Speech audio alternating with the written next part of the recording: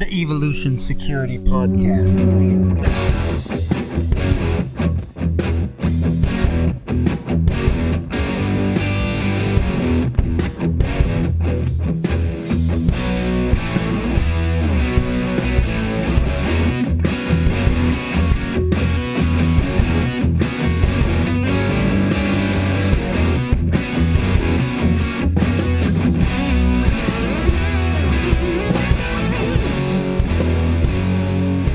Hey everybody, how's it going? How you doing? This is Brian. How you doing, Eric and Aaron? Man, I'm doing great over here. It's good to see your all's faces. Yeah, it's great. Always fun hanging out. This is my favorite part, guys. Oh yeah, we got some cool stuff brewing here. We're gonna do something a little different this week. We got a little book review. It's gonna be a shorter episode, and then there's we're even gonna have a follow up on that, but. We're going to be letting a little cat out of the bag here because the book review that Eric's going to do here in a while is for a little ditty written by Massad Ayoob, and turns out he was willing to offer us a live interview regarding that book and what he covers. So lots of cool stuff coming, but we just want to banter a little bit here before we get into that. We're all super excited to be still training, even though we're in the lockdown. How's everybody loving the lockdown?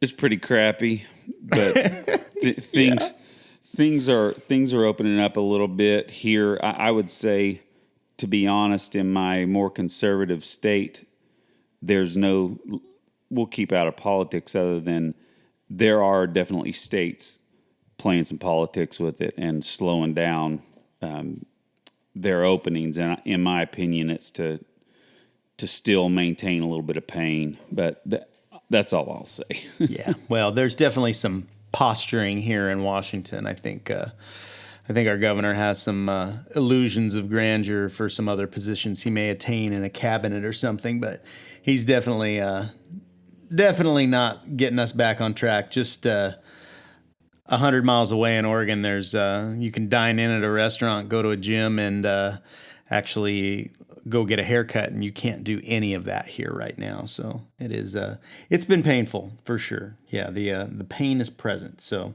and again, I temper that because people relate this to a lot of things, and this is nowhere near as painful as the Great Depression or, World War II or rationing or, but it is definitely, we're seeing some challenges on freedom, and I think we do want to be aware of that. Well, and what I would say, guys, is that the very fact that these Democrat, and I don't mean to get too political, but hey, I'm just going to say it, you get these Democratic governors that have been so draconian, they're already looking at challenges to their gubernatorial seat. So, the voters have a say in this eventually. You know what I mean? Yeah. Well, and, November's not that far away. Some of these guys aren't up for election this year. Ours is, and our attorney general is too. And it'll be interesting. If it were a year and a half out, people would forget. This will be pretty fresh in their minds. So we'll see what happens. I mean, there's definitely an issue with our state being that the majority of the population base resides in King County, but we'll see what happens. Well, that's what I was about to say, Brian, is that Washington State isn't King County. So you've got a ton of the population that's outside of King County, and King County, unfortunately, because we do have an actual democracy in the state of Washington.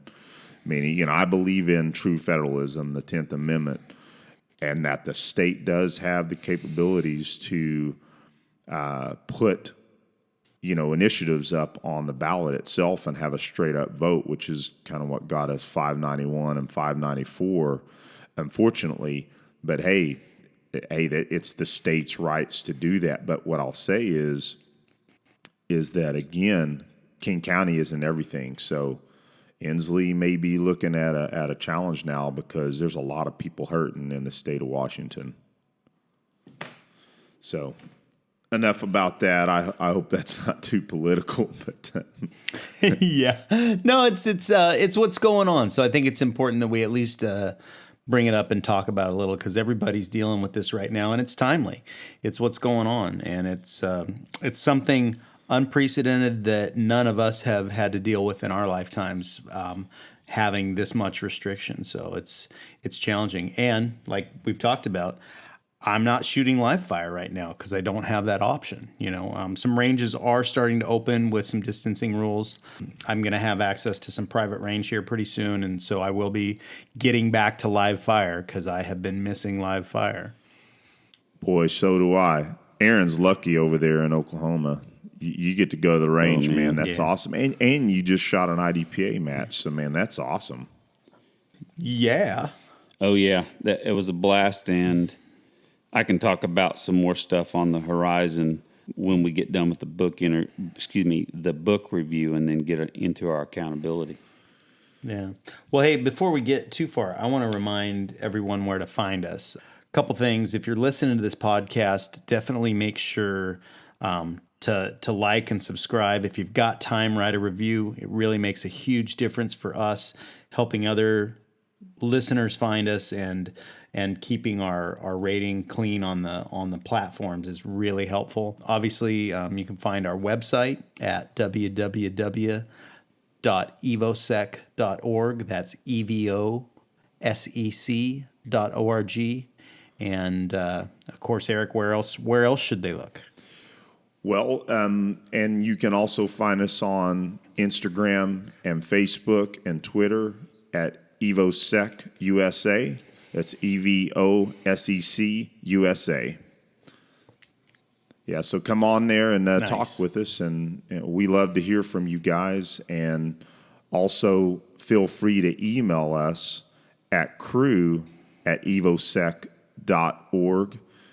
With anything you want to talk about, even if you want to troll us on there, write us an email. If you like what you're hearing, we would prefer to hear, feedback on what you like or do not like about the show to help improve. If that's something you want to talk about, or if you got a subject that you want, or if you got an individual you think should come on our show, let us know.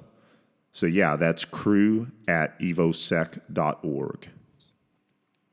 Yeah, and if you do visit the website, there's a pop-up, and there's also a button if the pop-up doesn't work for you, but there's a opportunity to sign up for our mailing list, and that will get you entered in future drawings. We have given some stuff away here recently, and there will be more stuff to come. At the moment, I don't believe there's anything live at the moment, but we are working on doing some more giveaways. Actually, Brian, we are, in fact, still giving away the Tenacor holster that we're doing What? Yeah, we are. We're giving. I'm going to go enter right now. That's it. Yeah. So yeah, I could use another one. Yeah, me too. I want another one. Yeah. So there's the Tenacor holster that we're doing a drawing on 29 May. Nice. If you want a chance to win the holster, you can either sign up on our website, like Brian mentioned, or you can go to Instagram at EvoSec USA and sign up on the Jeff Mao post. Nice. Well, and bringing that up, we might as well chat about that real quick. Tenacor has been very gracious to us and given us a lot of support, not just in giving us holsters to give away, because that's 100% them, man, and that is huge. But if you listen to that episode, we talked to Jeff quite a bit about how he started his business and what he does, and he's been a great help to us. And those guys just really know what they're doing, and they make exceptional gear, and they stand behind it, and they're always improving it. Even though I think I'm either one or two generations back on my Velo, it's still a great unit. But I'm looking forward to. I'm going to buy another one for another gun, and I'm probably going to look at that new Khartoum, because that's a pretty universal little guy where you can too, brother. Get it back in the small of the back, or in the strong side, or in the appendix. It's just man, that's a neat little guy. Well, I'm looking forward to seeing his belt too. Oh yeah, Yeah, that so was That was interesting for him to bring that up, and that was cool for him to share that with us because it's not really public knowledge yet. But he let the cat out of the bag there. Yeah, and we're always interested in belts that improve our carry system, which, let's face it, the belt is the foundation of the carry system. And for our audience out there, that's something, if you have not focused on the belt itself, and we've done discussions on that before, that's something you really have to shore up. If you're carrying around on a cheap $10 Walmart belt, that's something that you need to square away. And there are some excellent belts out there, like the EDC Foundation belt, or even John Lovell's EDC belt that he has on his website is also inexpensive, superb belts. Yeah, I've been very happy with mine. Well, you guys want to move into the book review here? Yeah, no problem. I can kind of sounds great. I can kind of introduce it. We are doing a book review of Massad Ayoob's Straight Talk on Armed Defense: What the Experts Want You to Know. And this is going to be a 2-part series because the book has so much content, and it's got disparate content, meaning different subjects. So without further ado, let's go ahead and move into this book review. So this evening we're going to do a book review. The book is Straight Talk on Armed Defense: What the Experts Want You to Know by Massad Ayoob. This book is an amalgamation of some of the most sought-after minds in self-protection. If I could gift just 3 books to people interested in self-defense, I would gift Jeff Cooper's book, again, Principles of Personal Defense, this book, and KR Training's book, Strategies and Standards for Defensive Handgun Training. I believe very adamantly that this book trifecta will be a good combo if you want to gift books and or if you yourself need to build on your library. Some of the highlights for why I recommend this book so highly, and this is kind of paraphrasing from my thoughts on it. Number 1, you need to know how the mind works as it relates to dealing with life or death stress. You need to know who true violent criminal actors are and what they are capable of. It is good to know what good training practices are and whom to seek training from. It's good to have an idea what the concealed carry lifestyle is like and how to carry out that lifestyle. Lastly but not least, you need to have in the back of your mind that there is likely going to be a legal battle after a self-defense use. This book covers all these areas and much more. Furthermore, the information is provided by the true subject matter experts in the field. The contributors are Dr. William April, Jim Fleming, Dr. Alexis Artwall, Tom Givens, Massad Ayoob, Marty Hayes, Detective Spencer Blue, John Hearn, Ron Borsch, Chief Harvey Hedden, Craig Douglas, and Dr. Anthony Simone. So a little bit about the author, Massad Ayoob. If you do not know who Massad Ayoob is, you certainly should, simply because he's been in the industry for decades. He's one of the old school guys in the community and has mentored countless individuals. Just a short little bio. Massad Ayoob is one of the firearms and self-protection industry's preeminent experts, mentoring countless world-class instructors for decades. He's an accomplished writer for self-defense magazines and law enforcement journals. He is the author of more than a dozen books on firearms and self-defense. Notably, he wrote In the Gravest Extreme, widely considered to be the authoritative text on the topic of the use of lethal force. He's an active IDPA competitor with multiple state and regional championships and is a 5-gun masterclass shooter, one of only 10, I believe, at the junction of this episode. He has served as a board member of multiple influential law enforcement associations. He is one of the most sought-after expert witnesses in defensive use cases, and he is retained to train attorneys to handle deadly force cases through the Armed Citizens Legal Defense Network, and has been a fully sworn and empowered part-time police officer for over 3 decades. So jumping into the book, Mr. Ayoob asked the question, why this approach? Which meaning, why did he compile work from multiple SMEs? Well, here's quoting from the book. His years as chair of the Firearms Deadly Force Training Committee for the American Society of Law Enforcement Trainings and years of being on the International Law Enforcement Educators and Trainers Association, etc., afforded him the opportunity through the various professional seminars to network and to learn from the best and the brightest, end quote, and to invite them to contribute to this book. So he divides the book into 3 areas. Prevention, described in my own words, this is the area where we educate ourselves both intellectually related to self-defense and violent crime, and then we train in the various areas most needed. Intervention. Unfortunately, prevention has failed. We have to do something to save ourselves, loved ones, or the innocent. Postvention. This may have to do with tragedy or defensive success and a subsequent legal aftermath.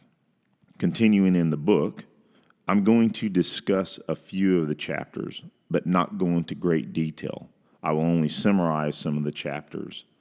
The intent of all of our EvoSec book reviews is to encourage the previous mentioned intellectual development of the defender. We want you guys to go out and support these authors, as it will most assuredly support you. So let's fill the personal library, folks. Starting with chapter 1. This is actually one of my favorite chapters of the book. Inside the Defender's Head by John Hearn.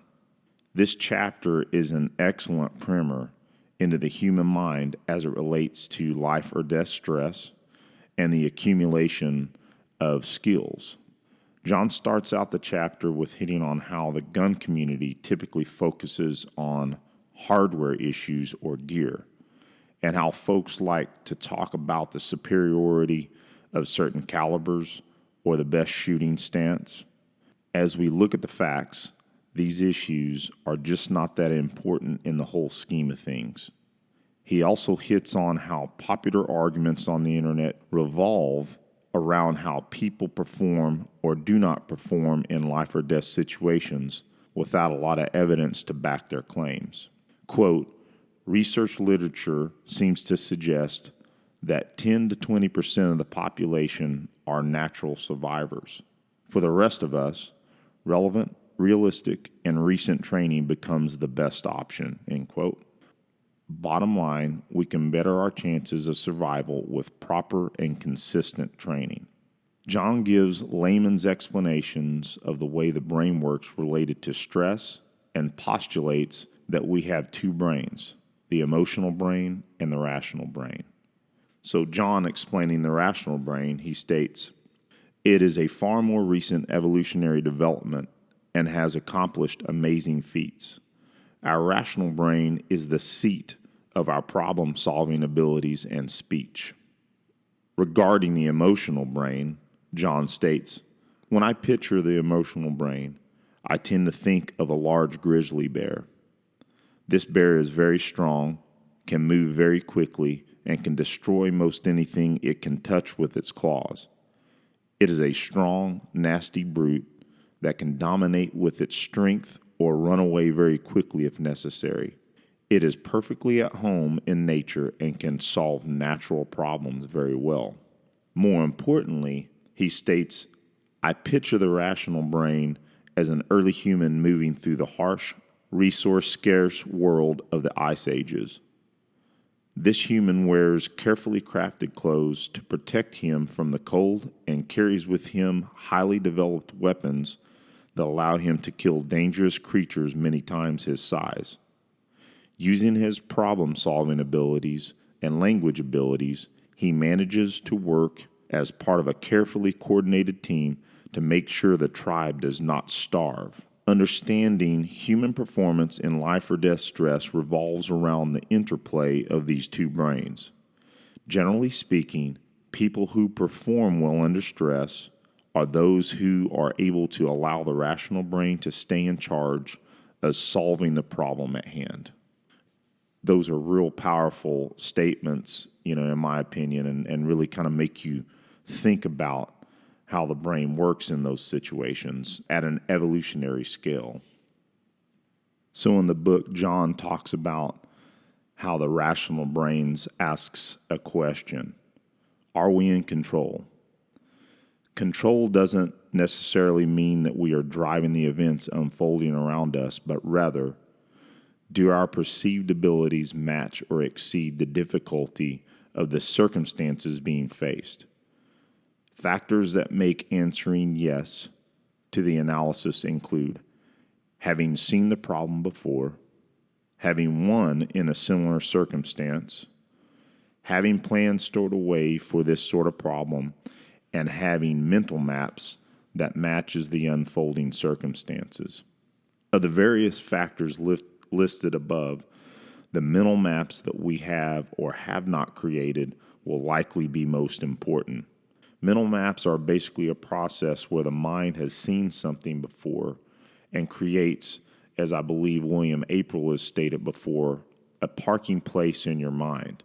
Essentially, if it's seen an event and has responded to an event before, it can much more easily react to that event in real time. So, this mental map concept is extremely important for those of us in self-protection. In my opinion, and more importantly, the opinion of our mentors, this supports the use of force-on-force, scenario-based training tenfold, i.e. simunitions, the use of blue guns and training knives, the use of ambiguity in these scenarios, to use the term Craig Douglas of ShivWorks uses, also the use of video simulators.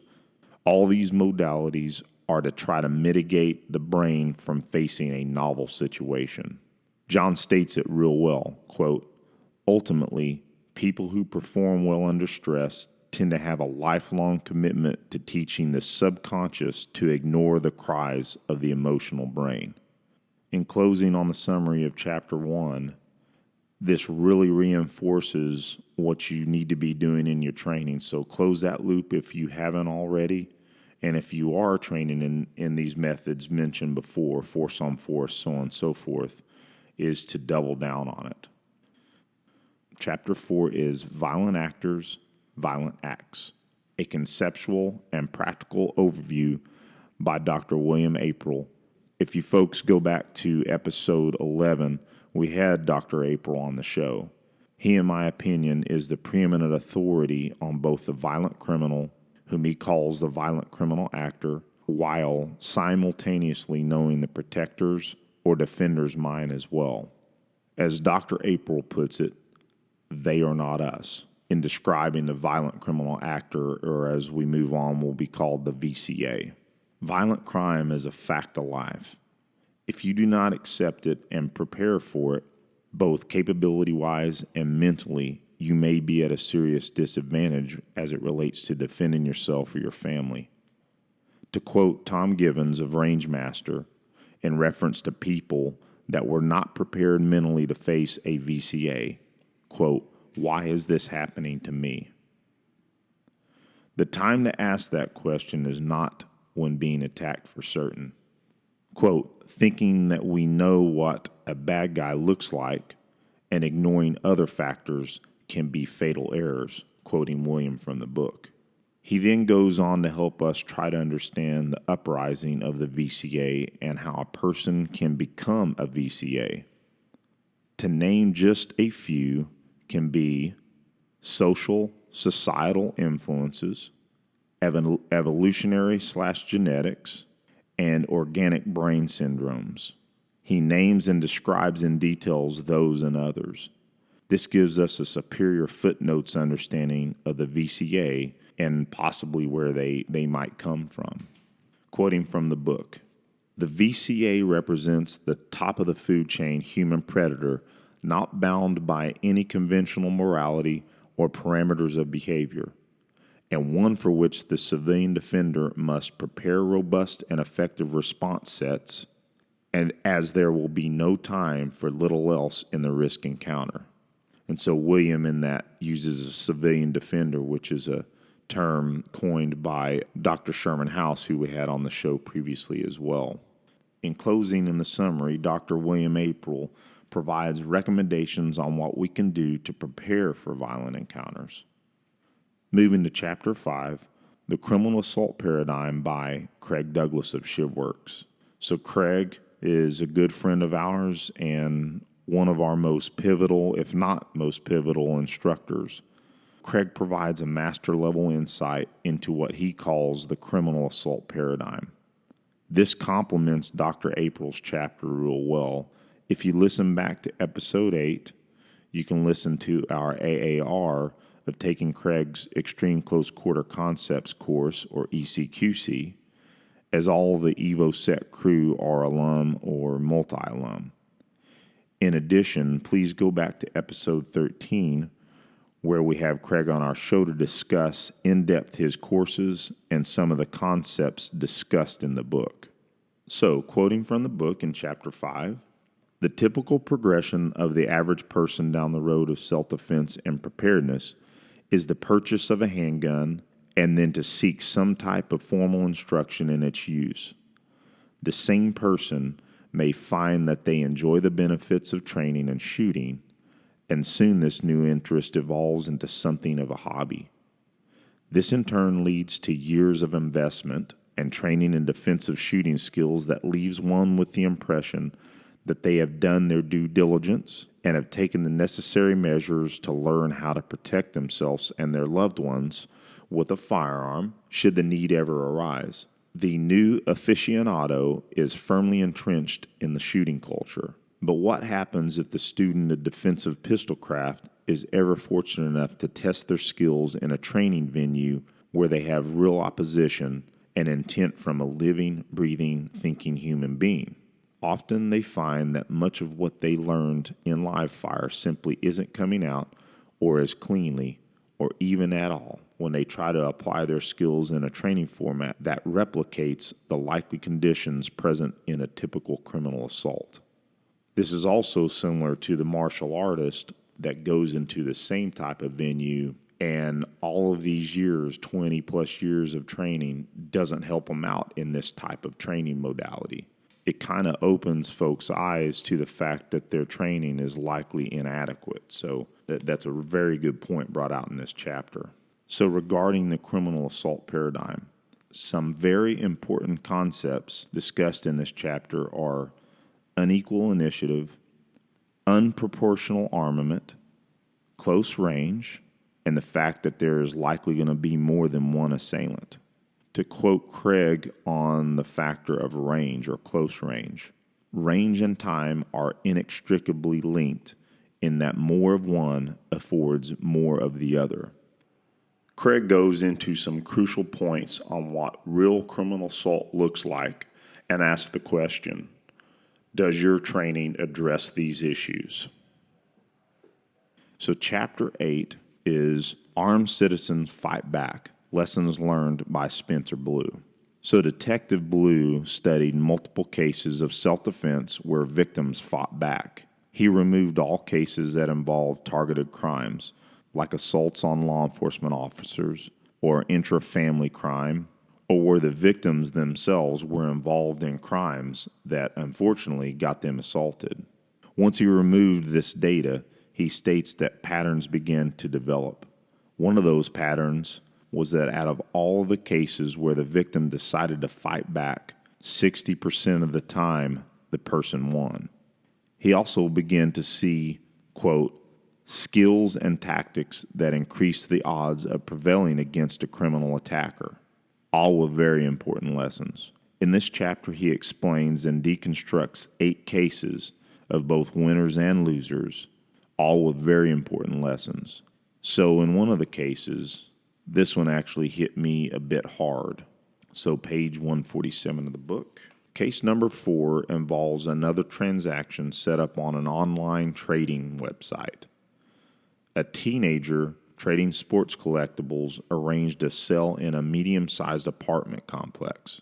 The teenager's father drove him to the apartments to make the transaction and carried a .380 handgun in his pocket. The father stated that he did not normally carry a handgun, but due to hearing so many news stories of robberies that begin as online agreements for a transaction, he elected to do so just in case.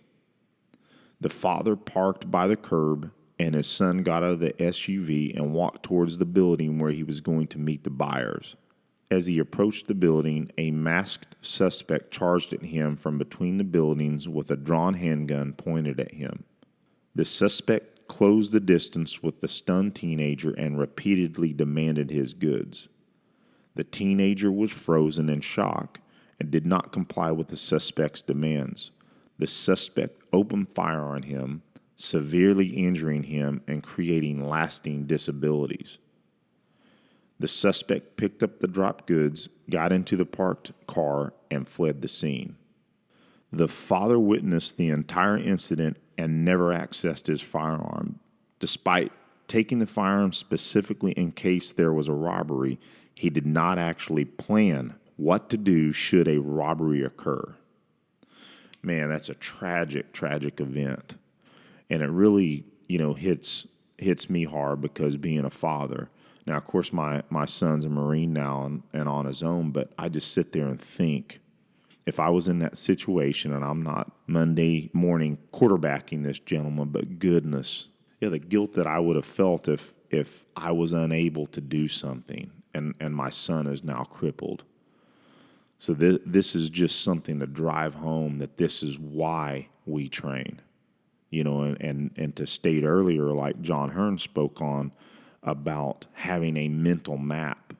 In this situation, if we had at least mentally rehearsed and visualized a situation like that prior to going in and had some response, maybe things would have been different. So I think that's why this chapter is extremely valuable, because he takes multiple, I believe it's 8 cases, and deconstructs them. So really dig into those because you'll learn from them. All right, so I guess we're going to go ahead and start with accountability, and we're going to switch it up. I know the audience is out there is going to say, what in the world? So I'm going to take accountability first. I will start with, I had 4 dry fire sessions. And guys, I'll put out there that why did I not have a SIRT pistol before? Oh, dude, totally.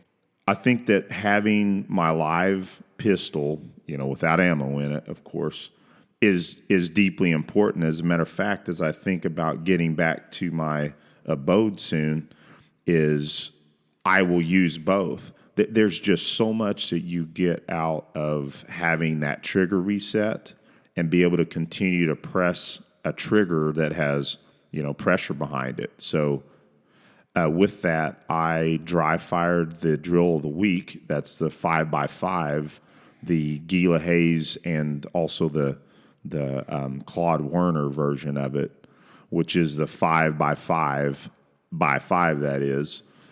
And that drill, even dry, really teaches you a lot. And I did it from the holster this time, and I think all 3 of us agree that's a drill I think that is meetable by most people that have a decent amount of skill, but still challenging enough that it's worthwhile for sure. And then also the other drill that I've been doing, I spoke on this, I think the last time or the time before, is the test, which is the 10 rounds, 10 yards, 10 seconds. And that's where I really wanted to hit on the SIRT pistol. You have to really do everything right to keep a SIRT pistol from moving. Would you absolutely. agree, Brian? I just shoot, when I'm shooting at a laser receiver, I don't see it so much. But if I shoot at a wall or dry fire and pull at a stationary target, I try to keep that squiggle that I see. And I've got the momentary in mind. So mine only does a momentary burst. I try to keep that squiggle down to like an eighth or a quarter of an inch so that it's not moving. But with your pistol, yours stays on when you've depressed, and it really makes you focus on keeping that thing still. And that's follow through. And that is hugely important. Yeah. Yeah, absolutely. And with the way that the spring works, it makes it a little more challenging. But when you do everything correctly, it means that when you're going to be doing it live, minus the recoil impulse, it's going to be on. So yeah, that test, even dry with a real small target, trying to emulate that 10-yard bull, is going to be, I believe, huge for when I get to live fire. I look forward to testing that again. Hey guys, so real quick, let me have because I was thinking about this the other day, thinking about you guys using your certs. Now, does it make you focus on that laser, or can you still have a nice sight focus and still kind of pick that laser up, kind of a fuzzy view? Oh, absolutely. You can get a good sight picture. And I'm actually going to buy a set of probably Trigis for mine, because they will accept factory sights. And I'm running the ones that came on it currently, but I'm going to upgrade it to the same sights that I use on my defense handguns. So that I'm looking at the same thing. Real good point. Real good point, Brian. I'm going to do the same thing. I was just thinking about that a couple of weeks ago. Yeah, that's a real good point. Yeah, guys, here pretty soon I'll pick one up too. But I don't know. I might get my Langdon Tactical LTT 92 soon. If I had to pick one or the other, Yeah, we'll let Eric finish up his accountability here, and then this is too fun talking about stuff though. Oh, yeah, I love it. So I had 3 early morning workouts. And again, I think everybody is dealing with the COVID-19 situation, and a lot of folks don't have a gym. Currently, I don't have a gym. Well, I'll just put it this way. We've got prison gyms where I'm at. And what I mean by that is that, there's pull-up bars, dip bars, flat surfaces, whatnot. So, but I will tell you, I decided this week I had one day that I didn't have a lot of time. And what I typically will do is I'll write in my notebook what I plan to do. So I decided I was going to do a circuit, and the circuit was this. It was simply 20 push-ups, 20 air squats, 10 burpees, 20 crunches, and you have to cycle that 5 times. Now, I will tell you that I'm in pretty decent shape right now, but because I kept it going, I will tell you that wore my butt out. And I would say that anybody out there that even in decent shape, give that a try. You just got to keep cycling through it, and I got an excellent workout. So yeah, give that a try out there. That was a lot of fun. So moving on to kind of my education this week, I stated last time that I'm rereading Lenny Basham's book. And Aaron, I noticed that you got that in the mail. Man, I'm pumped about what you're going to get out of that. And I'll say on the air, Brian, I meant to do this yesterday. I'm going to send you a copy of that book, because I believe so much in that book and how it helps us that, I'm going to shoot that to you. But yeah, I rewrote my affirmation statement, which is a goal in my jiu-jitsu. I felt that after I reread the book that I needed to rewrite it, and also added a IDPA stage mental program, which I think I've been using that in my dry fire. I think that's going to be a game changer in my IDPA shooting. And for jiu-jitsu, I studied the Danaher back attack videos off of BJJ Fanatics and Gary Tonon's Exit the System, which is escapes. Man, I'm telling you, I know that my jiu-jitsu game is honestly going to be better the second I step on the mats because of all this studying, and I am sincere in that. Just like Jocko said the other day, I think I mentioned that he said his jiu-jitsu is getting better because he's getting a lot of mental repetition. So with that said, Brian, what you got, brother? Well, I've been getting after it myself. I did a fair amount of working out this week. We're still doing our gym competition from home, and our team is taken names that we are continuing to dominate, which is nice. It's fun to be on the winning team, but that also requires being part of the winning scenario. So I got 4 of the workouts, 4 of the WODs in, and I usually do those early morning most of the time. I got 3 of the optional strength routines in, and that's kind of not quite as intense as what you were describing, Eric, but real similar, where it'll maybe be a circuit of several movements, some like Bulgarian split squats and some push presses, and then maybe some V-ups. They mix it up, but it's still, like I said and have shared in past weeks, super cool that they're providing that programming and sending it out while we're at home, because it gives us stuff to do and it keeps us motivated. Now, this is all pretty heavy work that we've been doing the last couple of weeks, because it is approaching Memorial Day, and I think most everybody knows about Murph. And Murph is coming up on of course, on Memorial Day is when most people perform it. And we've been doing some hero WODs. And as a matter of fact, this morning, I actually, we had a hero WOD, and it was Jenny.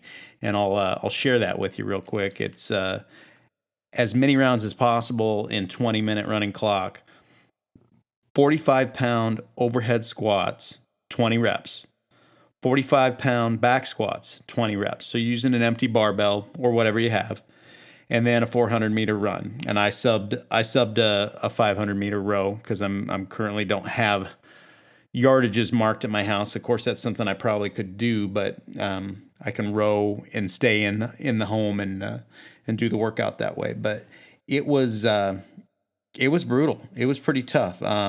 The first round goes easy, and then after that, even with the 45 pounds, the number of reps on those overhead squats, your legs just start to say no. And and then of course, whether it's running or rowing, then you're doing all this other leg work in between, but it's the run or the row is the rest. And then you're working the rest of the time. But I did get almost through 4 complete rounds. I was about halfway through my row on round 4. And I was impressed with that. I was happy with that, because I did prescribed weight. I didn't go light. I wanted to honor that. And just for notes, that is named after Army Captain Jennifer M. Moreno of San Diego, California, who died on October 6, 2013 in the Zari district of Afghanistan when enemy forces attacked her unit with an improvised explosive device. The 25-year-old was assigned to Mannequin Army Medical Center on Joint Base Lewis McChord in Washington State. Of course, that's here, real close to my home. So that's one of those ones that's real close to home for me. And again, looking forward to we're gearing up for Murph. I'm still unsure if I'm going to attempt a full Murph. I'm not. I already know I won't do it with a vest. That's I'm just brutal, physically man. not there.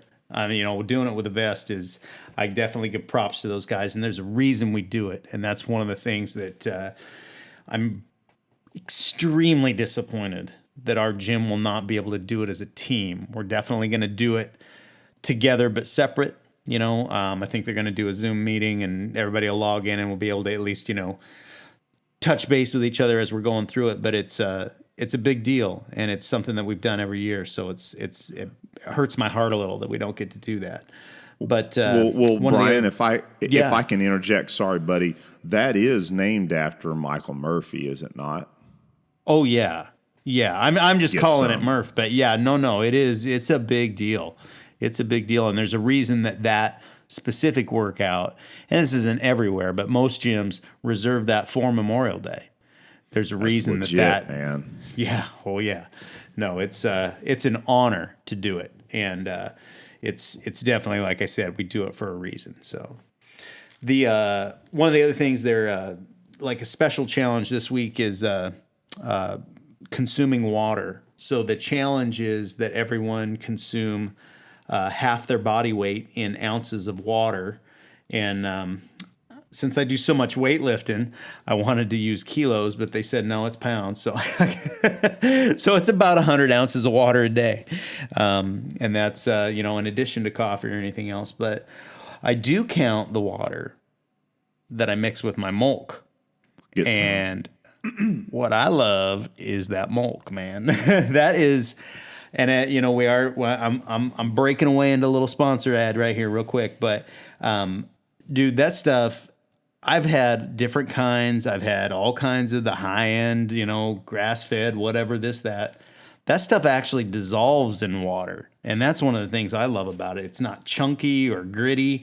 It tastes good. The flavor's awesome. And Origin has been kind enough to us to give us a little bit of sponsorship, to give them a shout out, and it allows us to have access to the product. And man, I love it. So, of course, Origin of Maine, originofmaine.com. If you enter EvoSec 10, you'll get a discount on your order, 10% off for using EvoSec 10 at checkout. And of course, all the Jocko brands, all the gis, the compression gear. I just got some compression gear recently. Man, that stuff's nice. What do you like that? You like that shirt, Eric? Oh man, I love it. I put it on when I'm by myself just because it feels cool and it looks cool. Oh yeah, it feels like you're getting a hug all over. Yeah, they are snuggle with it. Yeah, and they're full dye sublimation. I mean, they are sharp, man. The color on them is beautiful. They are nice pieces of work, and I will be ordering a gi shortly. I don't have a gi yet from them, but Eric does, and I know he enjoys it. So super stoked about that. I've got an Axiom too, and it's amazing. Nice. I would tell you, Aaron, isn't it like putting on just luxury? Man, it really. I've never. Now, people may think we're blowing smoke here because they're a sponsor, but without a doubt, it is the finest weave of any gi I've ever seen. I've never seen a weave like it anywhere on any textile. So it's awesome. Well, and if I can add to it, every time that somebody's introduced to Origin that they did not know about it or know about Origin, I'll be rolling with somebody and they'll stop mid-roll and go, "Man, that's a nice gi." Like, where'd you get? So it's like, yeah, it is. And to add to the point, we were using Origin gis before we were sponsored. So again, we like to hold some kind of accountability on that. We used them beforehand. There's a reason that we reached out to them as a partner, and one of the biggest things is being made here in America, and that stuff's made here, man, and it's just cool. I mean, it's cool that Jocko, branded with them as well. So that's it's just neat, man, because I really love those products, and that Discipline Go. Oh man, now the drink is awesome. It's great. It's got monk fruit for sweetener. There's no sugar in it. And it is all natural product. The Discipline Go capsules, those are cool because you can just have them in your pickup truck or your pocket and pop a couple of those. And man, they make a huge difference in my day. If I'm feeling a little doldrum, a little sleepy around 2-3 o'clock, which happens, I get that kind of nod off nappy thing staring at the stupid computer. Pop a couple of those, I'm good to go. And I don't feel like I'd rather do that than drink a big cup of coffee or something that's just going to get me all gacked, It's just a better feeling. So, yeah, there is some caffeine in there, but it's different. They work great, man. I love them. It's natural. That's all good stuff, man. So, moving on from there, I did shoot the drill here just recently. Actually, I shot it today. Again, I'm using my SIRT pistol. I'm using a laser receiver, so I'm gauging my distance at the proper distance. And I am really happy with what I did today. I was able to do from concealed, kept all of my times under 4 seconds. I think I actually got some that were really close to 3. I don't think I shot anything under 3, but I also have the ability to see the hits on my targets. And I had a couple of targets where the hits would have been within about an inch in a live target. And again, it's not live fire, but man, I am training my brain to work that way. And I know that there's people out there who are going to say, oh, it's just a toy gun, or that's not the same as shooting. And it's like, it's not the same as shooting. It's not meant to be the same as shooting. I'm training my reflexes and my responses to go through those motions and put those sights back on target. And it will make a difference when I go back to live fire. And I'm going to try to do that next week. I'm going to try to shoot next week's drill live. So we'll see what happens. But well, Brian, can I add one point to that? Because you will have folks say, oh, that isn't the same. Well, what I would tell you is, and I know you know this, dry fire is 85% of the cycle. And it is in fact creating neural pathways to the exact action of shooting. It is developing neuroplasticity, plain and simple. And I'm repeating that of the experts, the neuroscientists that have studied this. So it's proven. Well, and today I had I think it was a 157 or something, which is probably one of the best I've ever done for a single. Did great, man. I saw that. That was great. So that was draw from conceal to on target. Awesome. And that's I've done it in under 2 seconds plenty of times, but I think that's the closest I've ever been down to like 1.5 seconds. And I know there's rock stars that do it in 0.8. I'm not that guy. I may never be. That's fine. But it sure was cool to get that that short of a time. And that is exactly the same as live fire. Of course, the gun was going to buck when it goes off, but that first shot and that whole learning that motion and myelinating that into the brain, man, that is huge. So, no, very, very happy to have done that. And that is a great drill. And doing it 5 times in a row, anybody can do it once. Do it 5 times in a row, and it really makes you think about it. And you will notice your weak points, and you will notice what you need to work on. And, today I was having a little trouble with that first shot. Some of them were coming out at like 2.5 seconds. So when I was done with the drill, I just moved to doing single shot, just single draw shot, single draw shot, single draw shot. And I really sharpened that. So very, very cool though. So happy to be shooting, even if it is a laser gun. So I'll pass it off to you, Aaron. Cool, man. Yeah, I loved seeing audience. By the way, Brian sent us some pics of his readout on there, and we were pretty stoked. That was some good work, man. Well, so what's pretty cool is, last night was the first opening of my JITS gym here at Gracie Tulsa. Oh, and you got to roll. I'm jealous, what? Man. Well, let's be real clear. There was no rolling, but it was solo drills. Man, it was just a blast to get together with people cool. and see all the instructors there are super cool, and just it's a family. You guys know how that goes. So it was great to be there, and great to, Eric, as you've been doing solo drills, and it's obviously just something different that really adds to it. And like you said, you're getting reps in. And I'll be honest, I was a little bit confused on some of the techniques we were doing. As I was doing it by myself, of course, you don't have any reflexes from an opponent, but it was a good time. I'm going to go again tomorrow night. So now, awesome. I did not shoot the drill live, even though I can, but I actually went to I actually went to the range with a buddy that is actually heading back to your guys' neck of the woods in right outside of Seattle. He wanted to go to the range real quick before he headed out, and we had a lot of fun. Since I didn't have much 9mm, I just brought my ARs, a couple of ARs. I brought my AR pistol and my BCM 14.5 that has my new Vortex on it. I'm glad I brought that one with the Vortex on it. My cat knocked my rifle over, and so I had to check that zero. It was hitting about 3.5 inches left. And what was fun, Brian, this is nothing to you, but it is something to me. I was able to sit there and calculate the mils instead of sitting there playing jazz with my clicks. So yeah, nice. It was pretty fun. I felt pretty cool calculating that stuff, but yeah, that was fun. So I had a good time with him. But for the drill, I did, of course, dry fire it a couple of times this week. That reminds me, I actually still do dry fire every day. Lately, I've been doing about 15 minutes at least once a day, and then throughout the day, I'll hit it and then try and get 5 or 10 minutes again, sometimes 15 again. But a few times I did do that drill, and it is a great drill.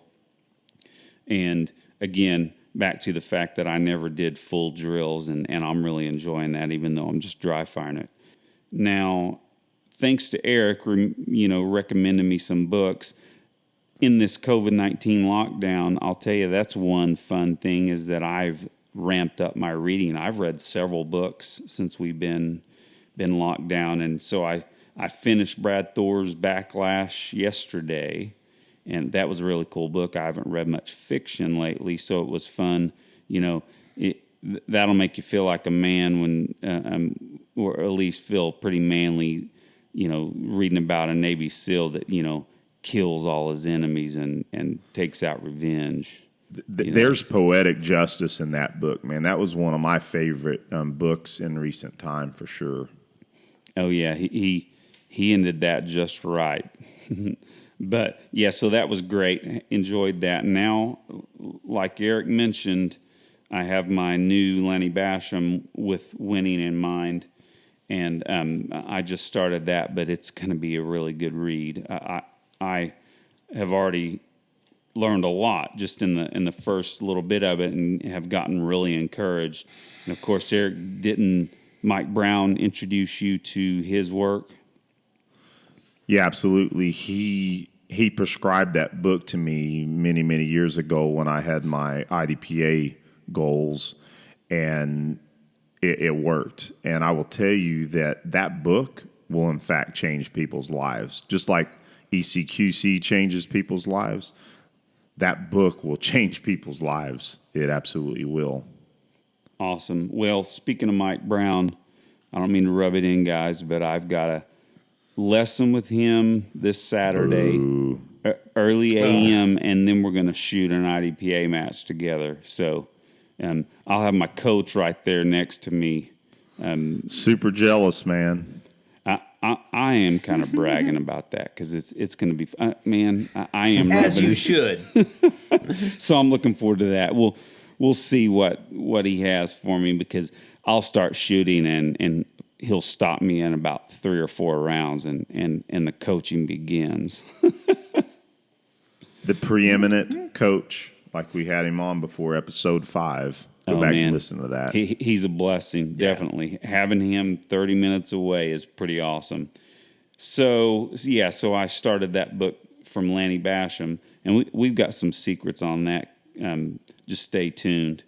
Now, let's see here. Oh, I finally got some ammo. Thanks to Brian there, I finally broke down and had him ship me some ammo.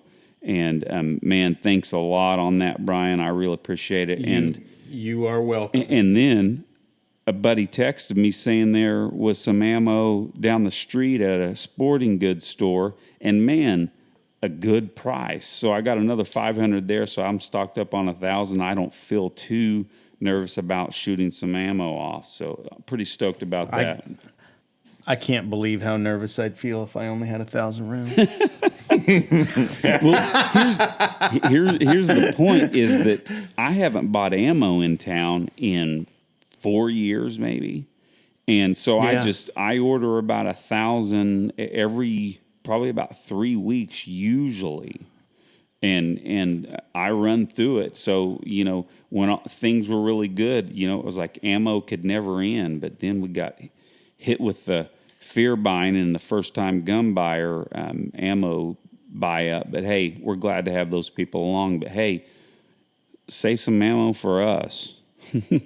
Yeah, right. No, I hear you, man. And it is, I totally understand where you're at with, you buy at your burn rate. Well, then some hiccup happens like this, and all of a sudden, I can't do it. Yeah. Well, yeah, I'm real glad to have some ready to go, and I think things are going to slow down now, obviously, if there's some available. But now, real quick, I almost skipped over my workout. So last time I kind of came to Jesus on the air there. But this week I did ramp it up, guys. I had 2 decent cardio workouts, and each day I am doing. Right now I'm trading it off and on. Every other day, one day I'll do as many bodyweight squats as I can, and then I'm up to 70 squats right now. And then I will do, the next day I'll do as many pull-ups as I can. Now that's assisted, but I'm up to 35 pull-ups now too. So I'm pretty stoked about that. And well, that's good because, Murph's 100 pull-ups and 300 squats. So you got a few days to get ready. Man, Don't worry. The 200 push-ups will come easy. Oh, I need to get back. I need to get back on the push-ups too. But hey, I'm getting back into working out, guys. So no, that's awesome. I'm glad to hear you say it because you called yourself out last week, and here you are doing the work. Yep. And that's part of why we do this, man. Getting back into it, and I'm telling you guys, reading that quote from Jocko's book last week, I'm serious. That's what got me back into it. So, That's all I have for this week. Eric, you want to take us out of here? This has been fun. It's been a blast. I don't like when it ends because then I have to go back to the normal grind. Nah, I'm lucky that I love my job as well. But this is always excellent when I get to hang out with you guys. So this moves us to the drill of the week, and we have a real blessing this week. Claude Werner, the tactical professor, gave us permission to use a brand new drill that he put out recently, April 30th, and it's called the Mr. Happy / Frowny Face Decisional Drill.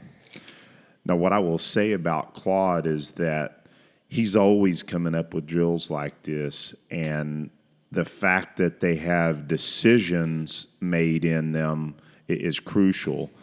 Now, this one doesn't have a time set in it, but it's all about making a proper decision. So let me describe it from his website, and we'll have this in the show notes so you can just simply go click on it. So for this drill, you'll need paper plates, a regular silhouette target, a deck of cards, and a table or platform to put the cards on. The object of this drill is to practice thinking with a gun in your hand. We love that term. I'm just going to stop there. Thinking with a gun in your hand is crucial. So that's what we love about this drill. So you draw faces on the 2 paper plates, one plate with a happy face, which is a no-shoot, one with a frowny face, which is the shoot target, different color markers for each plate, one red and one black.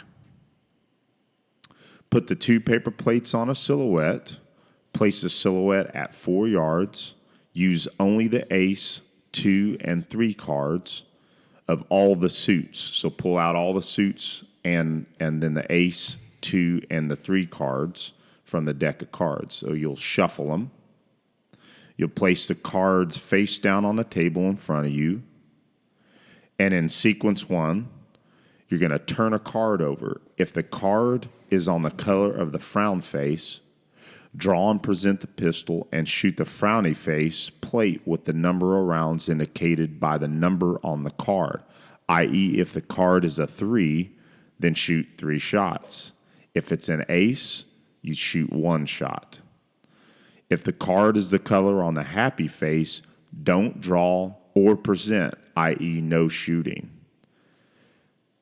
Pistols having a capacity of less than 12 rounds will require reloading. This is a good opportunity to practice reload skills under a bit of stress. Pistols with capacities more than 12 rounds can start loaded with less than 12 rounds to gain the additional practice opportunity. After all 12 cards have been turned over, there should be 12 hits on Mr. Frowny Face and no hits on Mr. Happy Face. This drill can be done at home using a SIRT pistol. Bingo. SIRT pistol for us. So I'm going to try to set this up this week. A toy pistol, a water pistol, or some other simulation. So little bit of a lengthy discussion or description. But what I'll say is that this, again, I like to say that there's going to be staples within the EvoSec crew. I believe this is going to be one of our staples as well. What do you guys think of that drill? I like the fact that it makes you think. It reminds me of some of that live training we did with Jason Kelly, where he's holding your arm and he's shouting at you. He's shouting numbers at you, and you have to take those numbers and make your brain process them into what target you shoot how many times. So this is a little less complex, but it's the same thing. It's forcing you to make a mental decision and execute it while you're actually under pressure. Yeah, I dig it. Same reason. And likewise, Brian, in a similar fashion, it reminds me of course, the casino drill. So, yeah, good drill, good choice, Eric. You always come up with really cool drills, so thanks for bringing that up, and I'm looking forward to shooting it, and I will live fire it this week. Awesome. Let us know if you can get some video of it, at least for the three of us, would be awesome. Sure. Sounds good. Well, I guess that ends the show this week. You guys got anything else? No, thanks for being here, guys. Yeah, you guys too. I'll just say this. People should know that the three of us, of course, my brother's a great friend, but I did not know Brian. I think we talked one time before the first show. And getting to know Brian, this is three guys. We have a blast together. We are all very good friends. So it's a blast when we get to hang out. We're very far away, but this show that we get to do together with such great company is a blast. So that's all I'm going to say. No, and if it gets to where it bleeds over to anyone else, if this is doing anything for anyone, that's awesome. And we do get feedback that it is. So that's one of the reasons we keep doing it. Awesome. Well, and this project, Evolution Security, was all about. It started with the three of us wanting to get better, and it's done that for us. It's paid dividends. So, folks out there join us. We're just average guys, but we're trying to get exceptional at a few things, and we'll never arrive, but we're working on it. And what I'll end with is I'm going to go get a quick set of dry fire in, probably this drill if I can set it up properly, with my Velo 4 holster. So please visit tenacor.com to check that out. They're a sponsor of the show as well. So and of course there's a discount code on that too, right? Yep, absolutely. And that's just simply EvoSec for 10% off. Awesome. That's an awesome deal, man. Well, guys, I guess that's it. So out there in the audience, until next time, stay safe out there.